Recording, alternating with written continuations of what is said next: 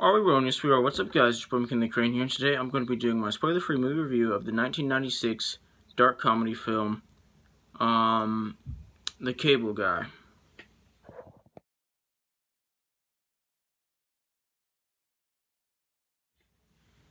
So I watched this film a couple of days ago, and so now I'm going to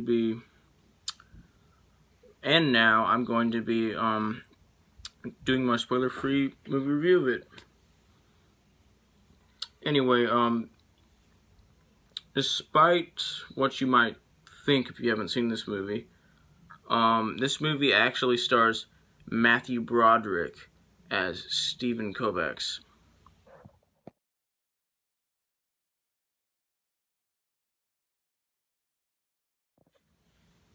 What I mean by that is that Matthew Broderick is actually the star of this movie, not Jim Carrey. Jim Carrey is the co-star.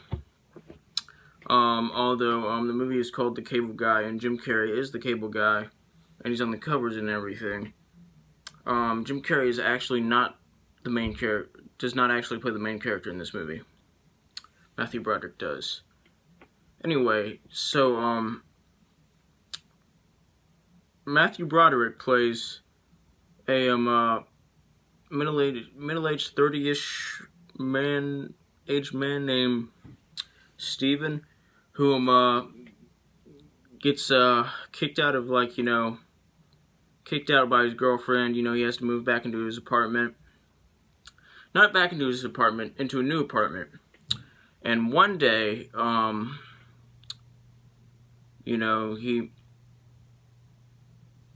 he basically, he's watching TV, and, there's a problem. So he asks one of his friends, what's the best place I could call to, get my TV fixed? And one of his friend says, it's like a certain cable company. I can't remember the name of it. But that's really good. That that'll help me out, and well, that helps me out. That's what he was saying. And he also the dude's friend also told him that if he just gave if Steven were to just give the cable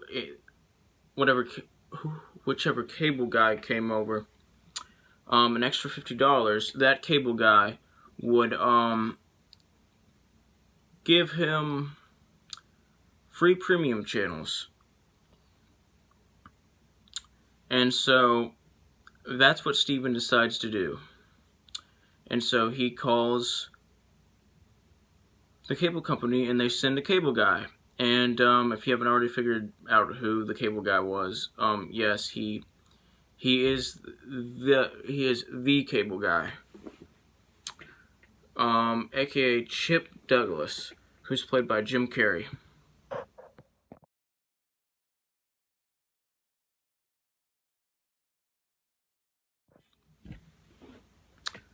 And so basically, he comes, he gives, he gives Steven, the free channels, free premium channels, in exchange for the $50. But then, as he's leaving, he kind of invites Steven to go, hang out with him. And so Steven hangs out with him, they get to know each other a little bit. But the thing is, Steven doesn't really want that much to do with this guy. I mean, he likes him, he thinks he's cool, but what I meant by that was Steven likes Chip. He he thinks that he's a very friendly person, but he's at the same time very weirded out by his behavior, and who wouldn't be, honestly? And so basically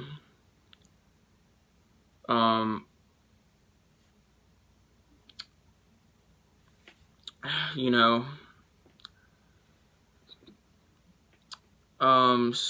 Chip Douglas like starts randomly like, you know, acting like clingy. Well, not randomly acting clingy. He starts like acting clingy to like Steven. And you know, it's like he starts randomly like, you know, and coincidentally appearing wherever Steven seems to go. So basically, he starts stalking Steven, and he wants to be like, you know, his best friend. He's like that kind of like person who kind of just like invites themselves into someone's house, if you know what I mean. Like, it's that kind of person. So yeah, this is a stalker movie. If you haven't already figured that out. But it's a comedy. It's like a comedy. Like, it is a comedy, so it's not like a horror movie or anything. But although it is a, I don't know what's going on with me right now. I can't seem to find my words. My brain has just been randomly spacing out, like, you know, like a lot today, especially like while I'm filming this video right now. I don't know. I'm just gonna do the best I can. Anyway, so basically,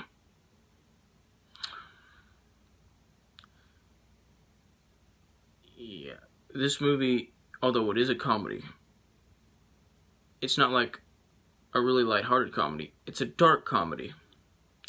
There's a lot of dark humor, a lot of dark moments, and, you know, I love that. I think that those dark moments really benefit this movie. And I love a lot of this movie's dark humor, too. It's clever, it's sly, and it's, most of all, hilarious. And I just love the chemistry between Steven and Chip. It's so hilarious. They're hilarious. I just love how they like communicate. Anyway, back on the story, like back on the topic of this movie's like story, aka this movie's plot.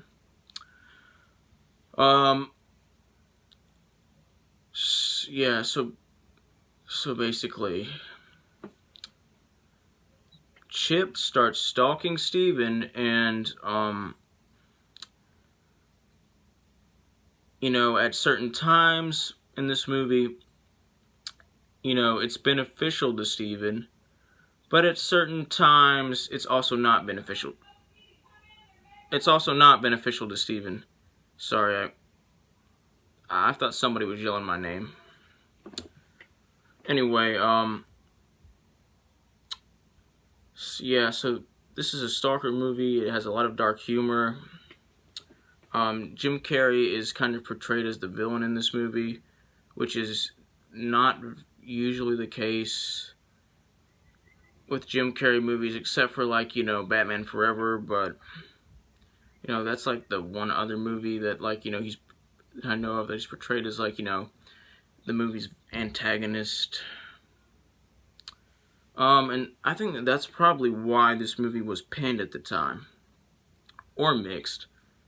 It's because, you know, everybody was expecting, like, you know, a lighthearted Jim Carrey comedy where he's the hero, and what they got was a dark comedy with Jim Carrey, like, you know, and it as the antagonist. But, you know, they were wrong, of course. I think that just I don't have a problem with this being a dark movie at all. And honestly, I don't understand why it was such a big deal in the first place. Because this is honestly a really great movie. It's got some hilarious moments in it. It's a hilarious movie. It's very gripping. It's funny. It's edgy. All in a good way, of course. The acting is actually really good and actually really solid. I love all the little twists and turns in this movie too, and the big ones, and the big twists and turns. They're all very satisfying, and they all feel earned. And I love this movie. I had a lot of fun watching it, and hopefully if you're like me, you will too. Anyway, I'm gonna give this movie an 88% out of 100%, which is the equivalent of an A-. Like, subscribe, join the notification squad. I will return.